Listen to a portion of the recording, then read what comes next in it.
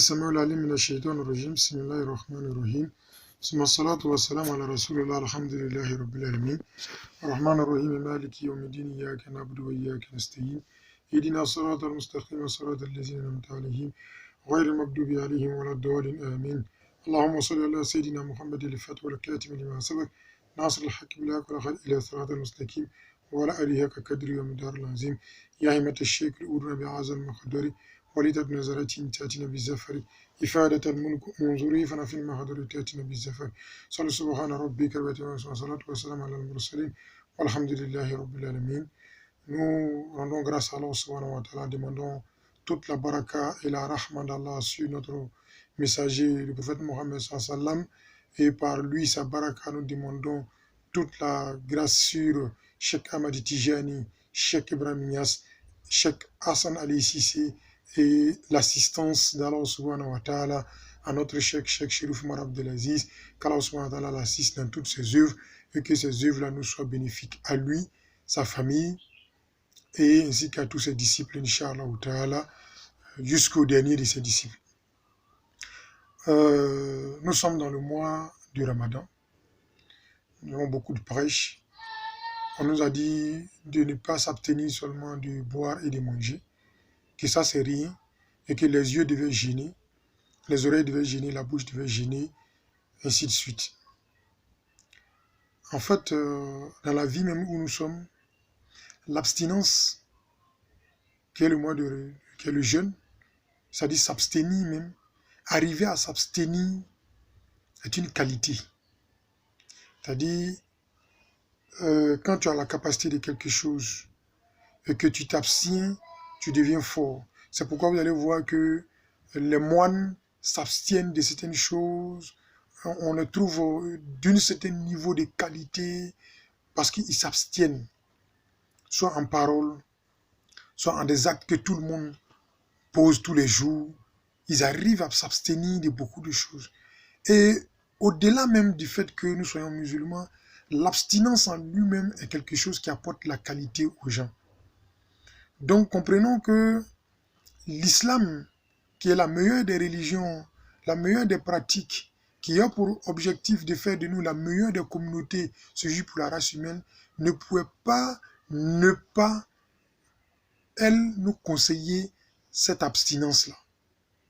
Donc en réalité, le mois de Ramadan ne doit pas seulement que s'arrêter au fait de pouvoir ne pas consommer, mais de pouvoir vivre une certaine abstinence dans tous les domaines de notre vie, afin que, je vais dire, nous puissions atteindre ces niveaux, ces qualités, cette expression qui nous fait souvent envier, nous-mêmes souvent musulmans, de certaines personnes qui sont, je veux dire, dans d'autres spiritualités. Nous devons pouvoir, à travers notre spiritualité, notre islam, nous devons pouvoir nous abstenir. Et l'islam vient nous apprendre cela, parce que même vous voyez le verset dit quoi? Il dit, nous vous avons prescrit le jeûne que nous avons prescrit aux autres. Nous avons prescrit l'abstinence comme nous avons prescrit ça aux autres, afin que vous atteigniez la piété. C'est-à-dire que cette abstinence-là n'appartient pas seulement qu'aux musulmans. Allah subhanahu wa ta'ala, dans sa miséricorde, a accordé cette abstinence-là à d'autres peuples avant nous. Mais notre façon de le faire doit pouvoir nous amener à être meilleurs, à être de qualité. Donc, cette abstinence d'écouter ou de regarder ou de parler ne doit pas seulement s'arrêter dans le mois de Ramadan où on s'abstient seulement de certains actes. Mais on doit aller au-delà de cette abstinence-là qui va venir faire de nous des moines. Parce qu'en réalité, nous sommes meilleurs. Nous avons la meilleure pratique qui puisse nous permettre véritablement d'être des êtres extraordinaires. De passer de l'étape d'être humain à des états angéliques, des états divins comme nous enseigne Cheikh Chérif Omar Abdelaziz tous les jours. Mais cela va aller dans un certain niveau d'abstinence. Abstenons-nous. Apprenons à nous abstenir chaque jour, apprenons à nous abstenir dans beaucoup de domaines, dans beaucoup d'aspects de notre vie. Abstenons-nous et cette abstinence n'aura pour objectif que nous amener la qualité et comme on dit, le meilleur dont Dieu veut de nous en termes de communauté. Qu'Allah nous guide sans fin sur le droit chemin, qu'Allah nous facilite l'abstinence, non pas seulement l'abstinence du ventre, des yeux, des oreilles, de la bouche, mais de l'abstinence dans la pensée, dans la pensée, dans la pensée, dans le cœur, parce que cette abstinence-là va nous emmener à nous éloigner des choses futiles, des choses qui périssent, des choses qui, je veux dire, ne sont pas, qui ne peuvent pas être pérennisées, afin de nous attirer vers ce qui est périn. Et cette pérennité va faire de nous des personnes pérennes, tel que le prophète Mohammed sallam est périn, tel que Cheikh Ahmad Tijani est pérennisé, tel que Cheikh Ibrahim Niass est pérennisé, aujourd'hui, Cheikh Hassan Ali Cissé est pérennisé dans nos cœurs, et tel que nous aussi, notre Cheikh Chérif Oumar Abdelaziz est déjà périn dans notre cœur, au-delà même de, je vais dire, l'inexistence peut être périn, il est déjà périn dans notre cœur.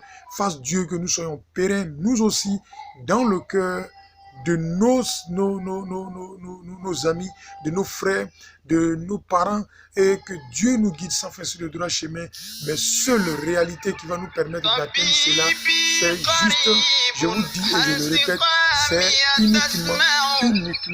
uniquement que l'abstinence. Que Dieu nous facilite cette abstinence, que Dieu nous guide sans fin sur le droit chemin, qu'Allah fasse une musulmans sincère et pieux, qu'Allah nous facilite l'abstinence dans le mois de Ramadan, l'abstinence après le mois de Ramadan, que Dieu fasse de nous des personnes qui atteignent les niveaux de piété les plus élevés, afin de refléter réellement la meilleure et le meilleur que Dieu veut nous.